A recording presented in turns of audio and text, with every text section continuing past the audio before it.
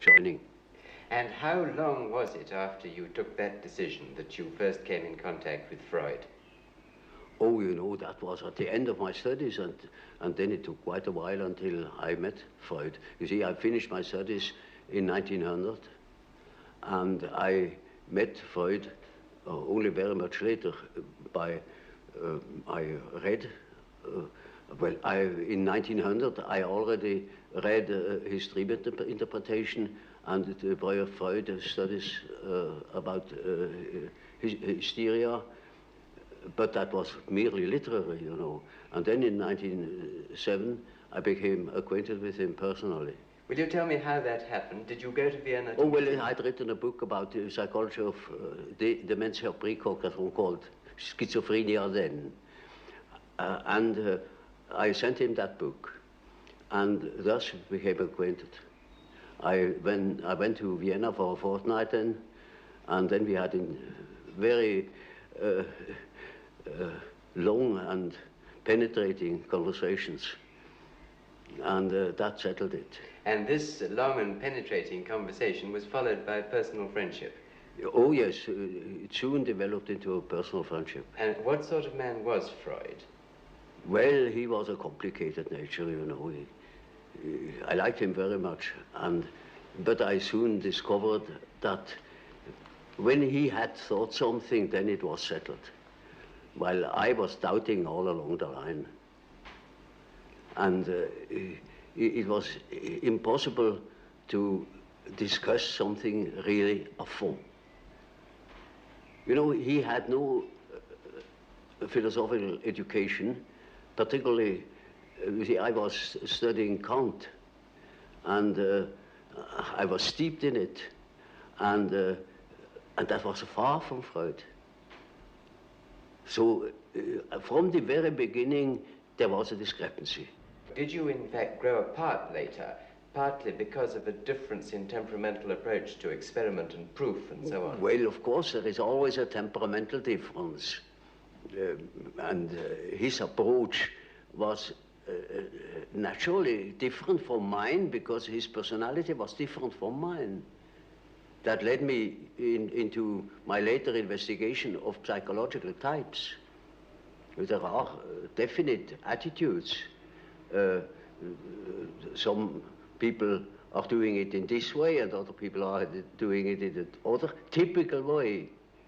And there were such differences between myself and Freud, too.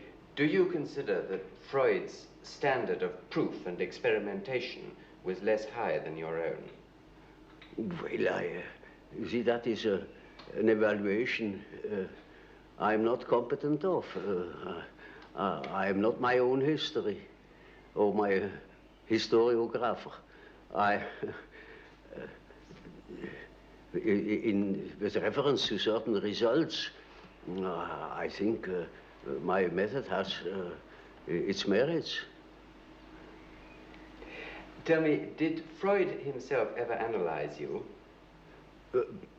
Oh yes, I submitted quite a lot of my dreams to him, and so did he. And he to you, yes? Oh yes. Yes. Yes.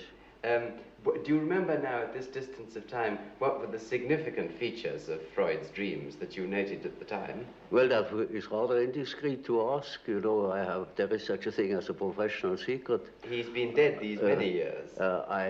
Yes, but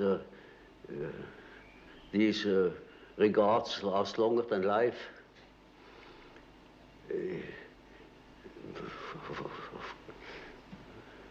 I prefer not to talk about it. Well, may I ask you something else then, which perhaps is also indiscreet? Is it true that you have a very large number of letters which you exchanged with Freud, which are still unpublished? Yes. When are they going to be published? Well, not during my lifetime. You would have no objection to them being published after your life? Oh, no, not at all. Because they are probably of great historical importance. I don't think so. Then why have you not published them so far? Because they were not important to me enough. I see no particular importance in them. They are concerned with personal matters? Well, partially. but I wouldn't care to publish them. Well, now, can we move on to the time when you did eventually part company with Freud? It was partly, I think, with the publication of your book, The Psychology of the Unconscious. Is that correct? That was the real cause.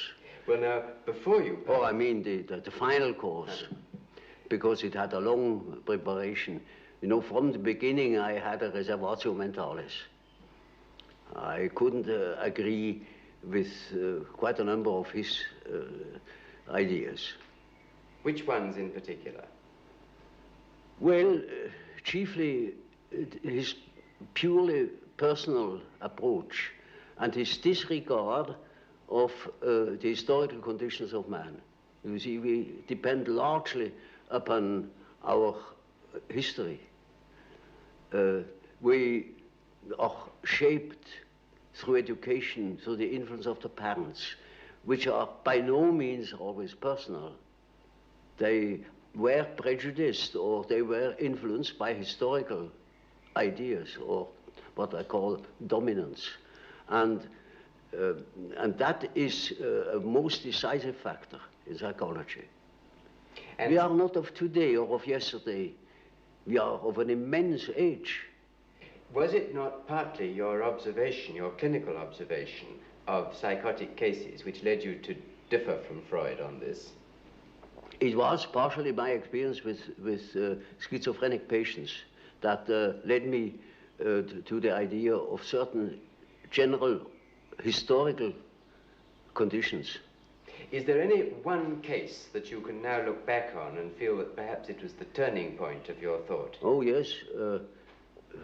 I made quite a number of experiences of that sort, and I went even to Washington to study Negroes at the psychiatric clinic there in order to find out whether they have the same type of dreams as we have. These experiences and others led me then to the hypothesis that there is an impersonal stratum in our psyche. And I can tell you an example. We had a patient in the ward. He was quiet but completely dissociated, schizophrenic. And he was in the clinic already for over 20 years. He had come into the clinic, as a matter of fact, being a young man, a little clerk, and did no particular education. And once I came into the ward, and he was obviously excited and called to me, took me by the lapel of my coat and led me to the window and said, "Doctor, now you must see. Now look at it. Look up at the sun and see how it moves. You see, you must move your head too, like this, and then you will see the follows of the sun. And, you know, that's the origin of the wind.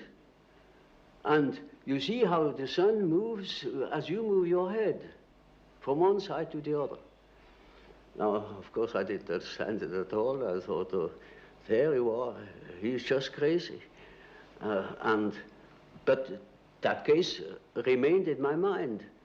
And 4 years later, I came across a paper written by the German historian Dietrich, who had dealt with the so-called Mithras liturgy, a part of the great Parisian sorcerer papyrus. And there he produced a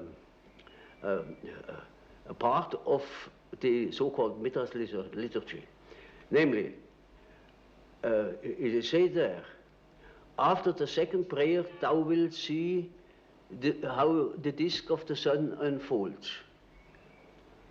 And you will see hanging down from it the tube, the origin of the wind. And when you move thy face to the regions of the east, it will move there. And if you move your face to the region of the west, it will follow you. And instantly I knew, now this is it. This is the vision of my patient. But how could you be sure that your patient wasn't unconsciously recalling something that somebody had told him? Oh, no, quite out of question, because that thing was not known. It was in a magic papyrus in Paris, and it wasn't even published. It was only published 4 years later after I had observed it with my patient. And this, you felt, proved that there was an unconscious which was something more than personal. Oh, well, that was not a proof to me, but it was a hint. And I took the hint. Yes.